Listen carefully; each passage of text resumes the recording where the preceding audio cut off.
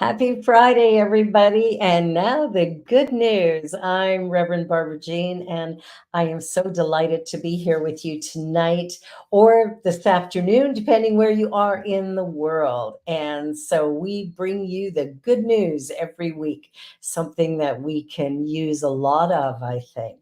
So let's begin with some interesting things out of Scotland. A new species of pterosaur was discovered in Scotland, and this goes back 25 million years, if you can imagine.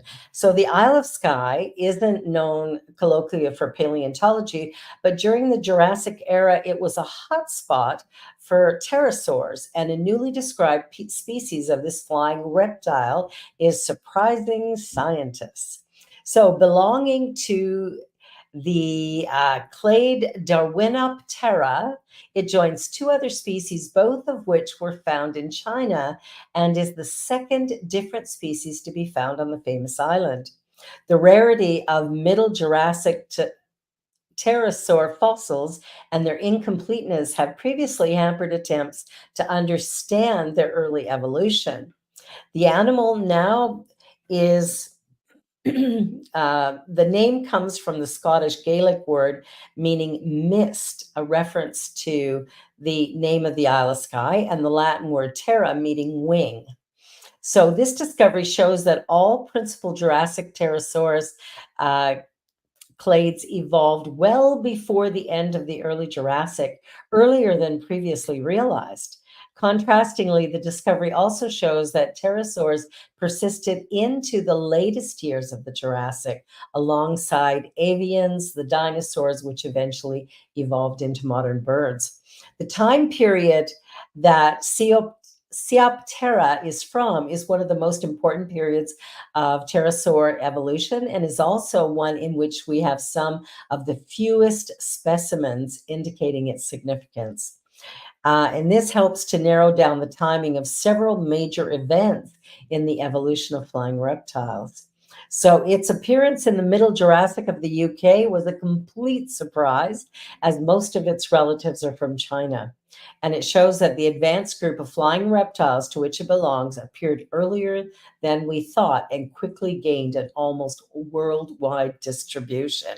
Woo, science. I'll tell you, we're finding all kinds of cool things, but dating back 25 million years, can you imagine? That's phenomenal.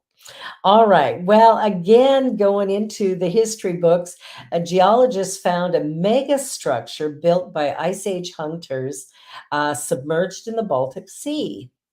In the autumn of 2021, geologists discovered an unusual row of stones, more than half a mile long, just 21 meters below the sea off the Baltic coast. And approximately 1,500 stones are aligned so regularly that a natural origin seems unlikely.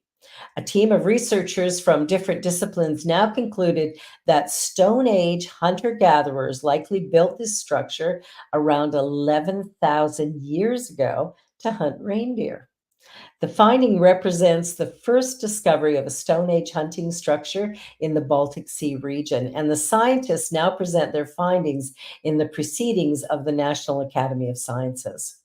Originally, a team of researchers and students from Cal University wanted to investigate manganese crusts on a ridge of basalt till that forms the seafloor almost 6 miles off the coast. During their survey, however, they stumbled upon this strange row of stones characterized by many smaller stones that connect several large boulders. The researchers reported their discovery, and today, the Baltic Sea is around 68 feet deep at this location. Thus, the stone wall must have been built before the sea level rose significantly after the end of the last ice age, which happened for the last time around 8,500 years ago. So, large parts of the previously accessible landscape ultimately flooded at the time. But beforehand, the end of the wall likely touched a bog or lake, as can be seen in the basin shaped depression underwater. Wow, I'll tell you, we're finding all kinds of cool things when we get a little bit below the surface of the sea. So, how cool is that? All right. Well, Moving along, still looking at the planet, unprecedented gift preserves 8,000 acres of land between the rivers in Alabama, America's Amazon. Didn't know about that. When considering the great victories of America's conservationists, we tend to think of the sites and landscapes of the West, but there's also a rich history of acknowledging the value of the wetlands of America's South. These include such vibrant ecosystems as the Everglades, the Great Dismal Swamp, the floodplains of the Congaree River, and America's Amazon, also known as the land between the rivers. Recently preserved forever thanks to generous donors and work by the Natural Conservancy. With what the TNC described as an unprecedented gift, 8,000 acres of pristine wetlands where the Alabama and Tombigbee rivers join, known as the Mobile Delta, were purchased for the purpose of conservation for $15 million. The owners chose to sell to TNC rather than the timber industry, which planned to log in the location. I think we're starting to get it that preserving our natural resources is essential to our overall well-being. So I'm really excited to see what they're doing here and just to say, good job, everybody. We need a little more of that. All right, so moving right along, after the Mojave fires, camels helped restore iconic Joshua Tree pardon me, Joshua tree groves in the cherished California desert. These Joshua trees are beautiful. They're really remarkable. The Mojave National Preserve is having its iconic Joshua trees restored thanks to a crack team of a dozen volunteers, 3 beasts, and 6 humps. Following wildfires in 2020 and 2023, the National Park Service undertook a massive project to breed Joshua trees in nurseries and pack them into the high desert country, and a team of volunteers are using camels to do it. Camels, 2 humps, not to be confused with the dromedaries, 1 hump, would have been present in the North American continent during the last ice age, thanks to the Bering Land Bridge, so the presence isn't a total disturbance. And indeed, the volunteers working with the camels on behalf of the National Park Service argue they cause less disturbance than mules or horses. So speaking of the Ice Age, the Mojave Desert's Joshua tree forests are the most expansive in the country, but they were only able to number in the millions because of the giant ground sloth. These huge furry mammals fed on the Joshua trees and would have been like double-decker buses for their seeds, carting them around to all corners of the desert. Since their extinction, the plant has had to rely on wind and rodents, which decidedly less success. So the germination rate is now extremely low. So the NPS knew the only way to ensure the Joshua tree forests remain as robust as possible was to start a reforestation program for them, setting up a nursery in the Mojave Wilderness area right on top of the burnt scar from the fires in 2020. And we know after a burn like that, the soil can be very, very rich. So exciting, exciting news. Now we're going to take a quick little commercial break here, but we will be right back with more good news here on the New Thought Media Network. Stay tuned.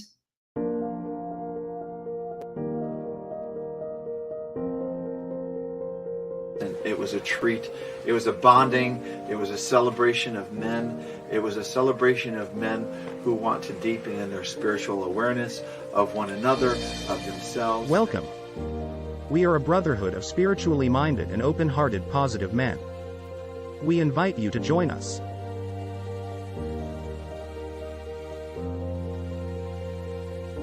And I came in knowing one person. I left knowing all of the group. And I feel like I came in knowing meeting strangers, but knowing and leaving brothers. Come experience the New Thought Men's Gathering, Foundations 2024. Friday, March 15th through Sunday, March 17th.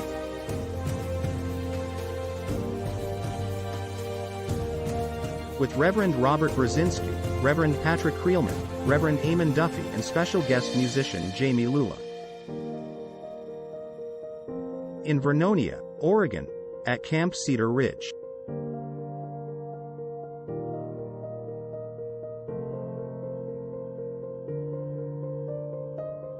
Learn more and register at www.newthoughtmens.community.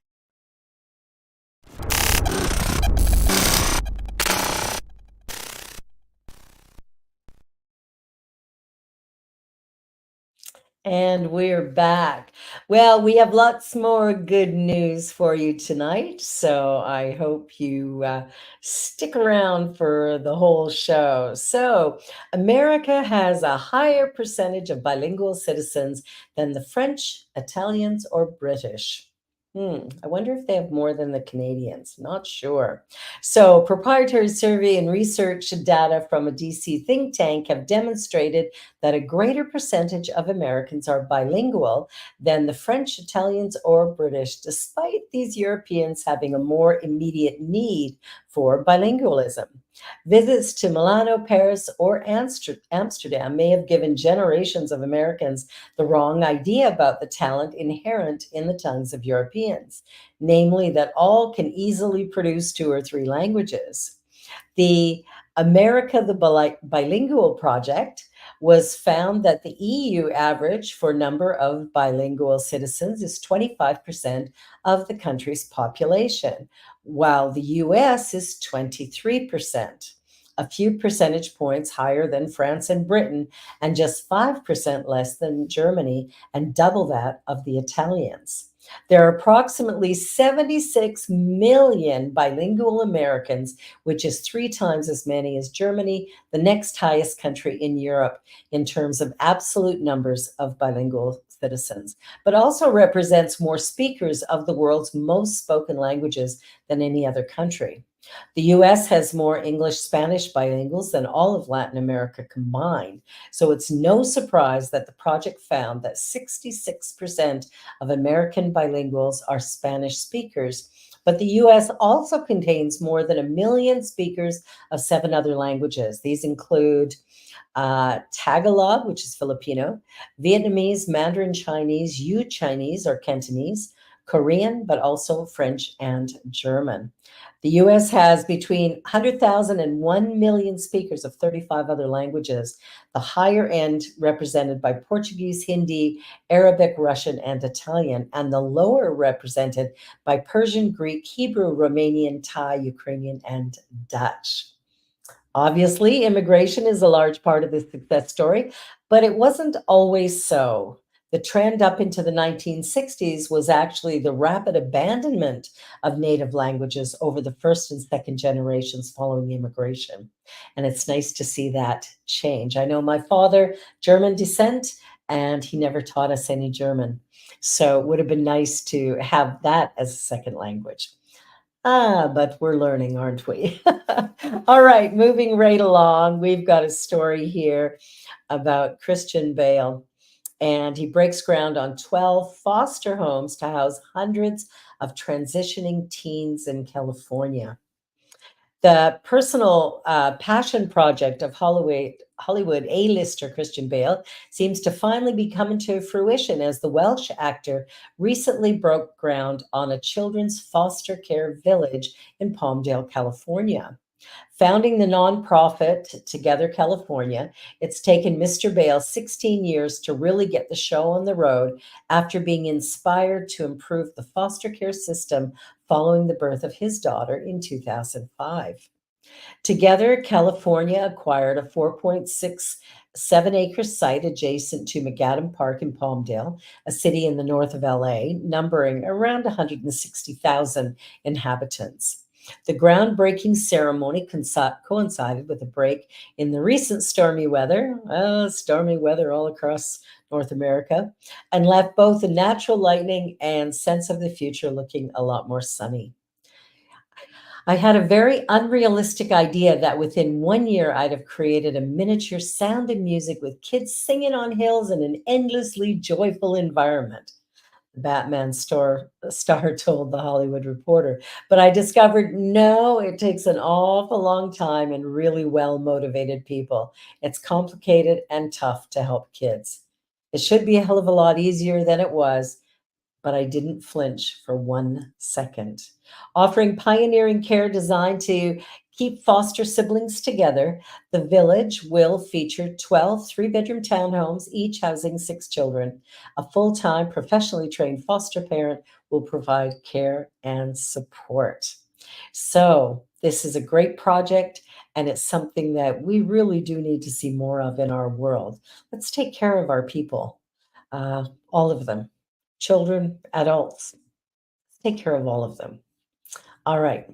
So, 100-year-old D-Day veteran knew WW2 was ending 48 hours before the rest of the world, and he still keeps the historic note.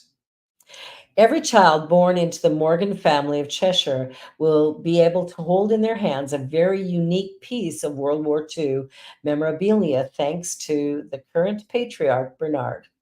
Sergeant Bernard Morgan was working as a Royal Air Force codebreaker in 1945 when he deciphered a secret telex that read, "The German war is now over. The surrender is effective sometime tomorrow." Last week, Bernard celebrated his 100th birthday. Happy birthday, Bernard. And while he had already offered copies of the communication to two different museums, he's vowed that the real one will pass to his family when he dies. Ahead of his birthday, the great granddad read out the note to interviewers dressed in the uniform he wore on D Day to remind others of the liberties they had won in the victory. Bernard was the youngest RAF sergeant to land in Normandy in June 1944 when he and his team of codebreakers disembarked on Gold Beach, where the British Army defeated the 352nd Infantry Division and suffered 1,100 casualties.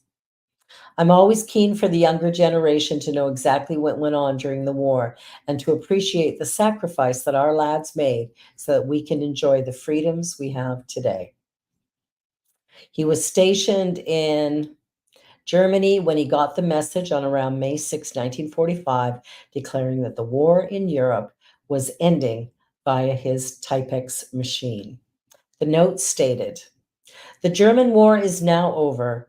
At Realms last night, the instrument of surrender was signed, which in effect is a surrender of all personnel of the German forces, all equipment and shipping, and all machinery in Germany.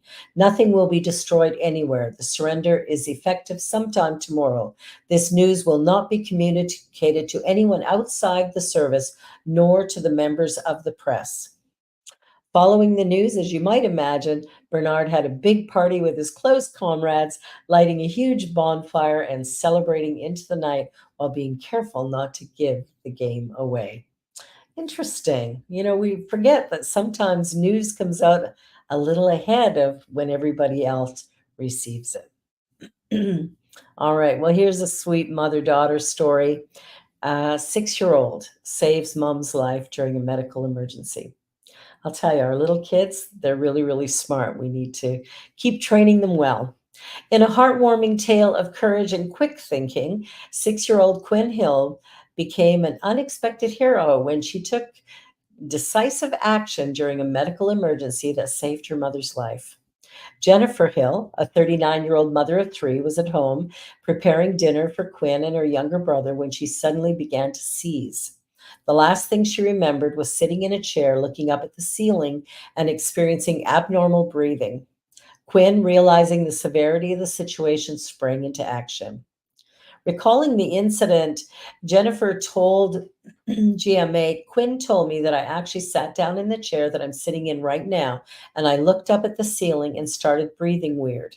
She said that I then fell out of the chair onto my left side, and my fists were clenched and my body was convulsing. My eyes were open, and she kept saying, 'Mommy, Mommy,' and I would not respond." Undeterred, Quinn made a spontaneous decision to take her 3-year-old brother and seek help from neighbors.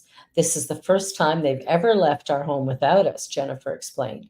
She even told us that she looked both ways before crossing the street.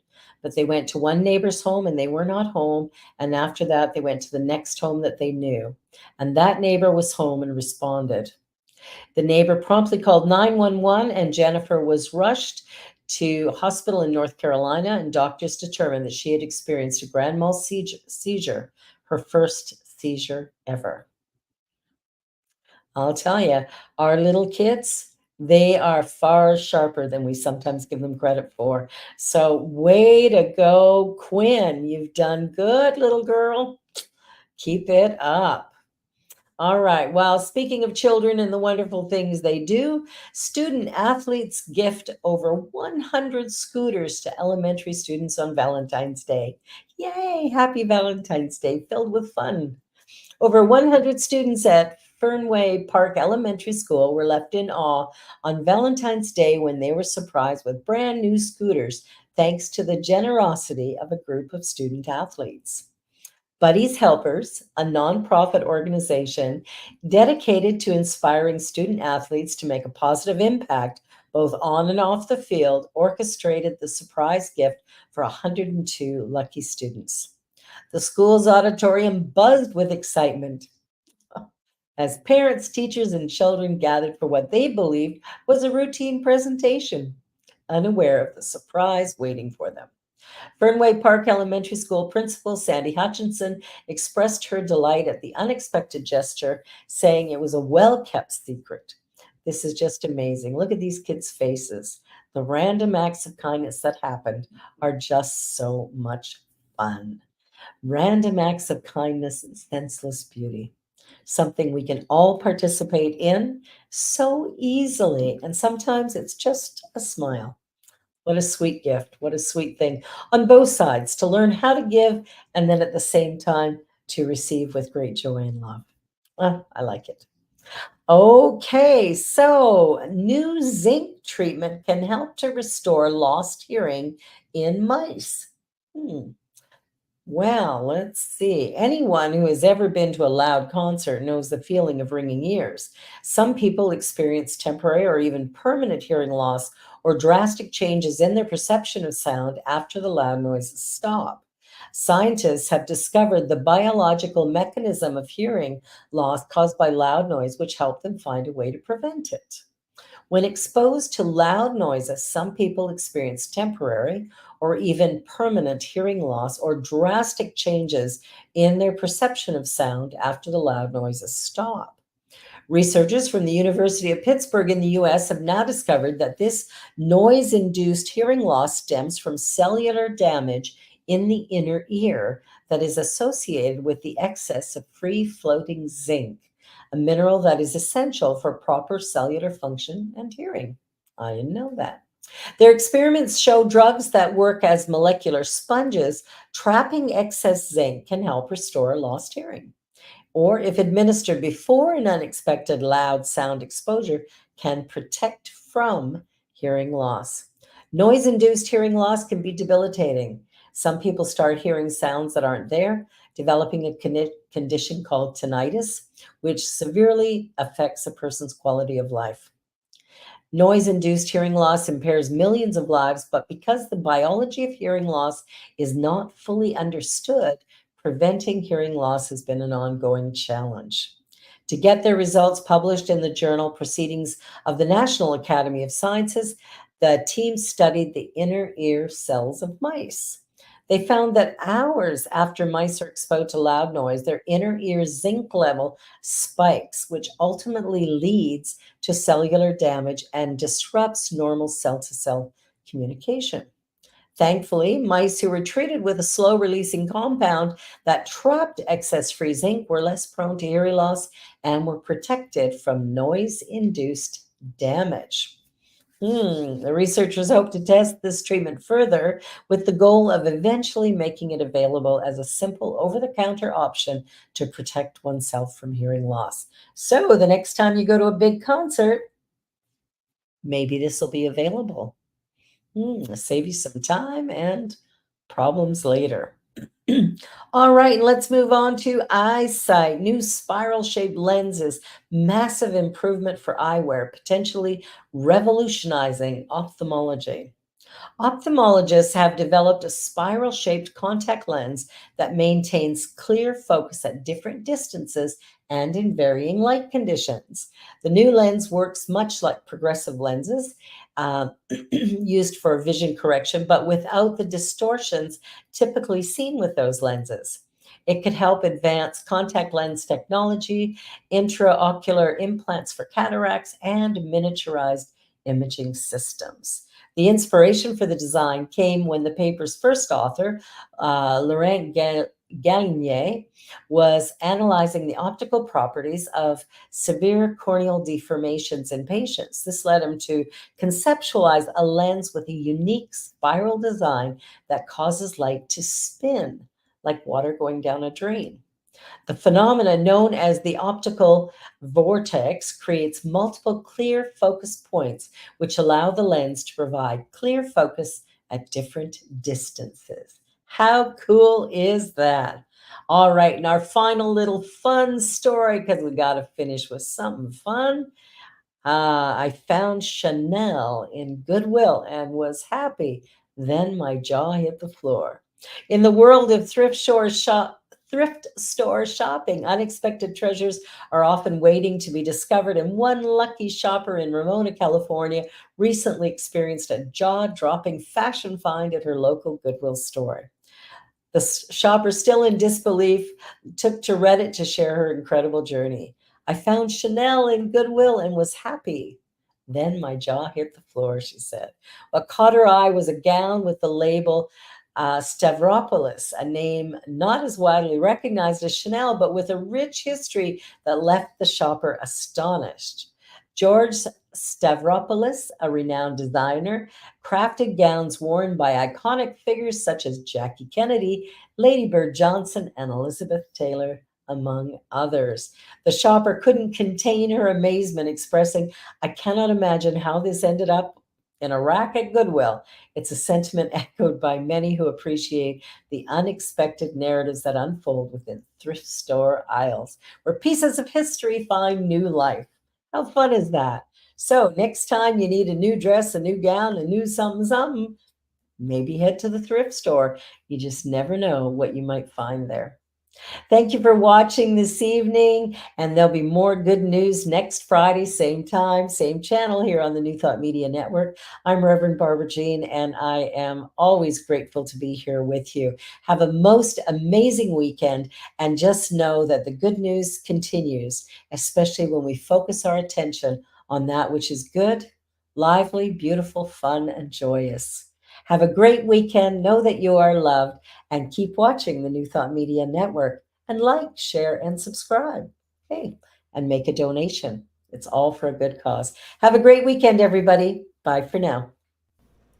Please help us say thank you to our organizational sponsors, including the Hepperlin Foundation, Affiliated New Thought Network, International New Thought Alliance, Science of Mind Archives and Library Foundation, Center for Spiritual Living Denver, Center for Spiritual Living Midtown, New Thought Philadelphia, Planned Happiness Institute, Summit Center for Spiritual Living, One Heart Retreats, Center for Spiritual Living on the Lake, Unity Spiritual Center Kitchener, Om Center for Spiritual Living La Mesa, Satya Center, Center for Spiritual Living North Jersey, Unity of Savannah, and Center for Spiritual Living Seattle, as well as all of our individual donors.